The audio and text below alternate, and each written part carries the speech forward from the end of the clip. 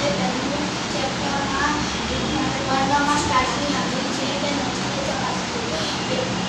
બે સમાન છોડ લોટના વર્ણમાં સ્ટાર્ટની હાજરી ચકાસવા આયોડિનના ટીકાથી ચકાસણી હાજરીની પદ્ધતિની જણાવવામાં છે.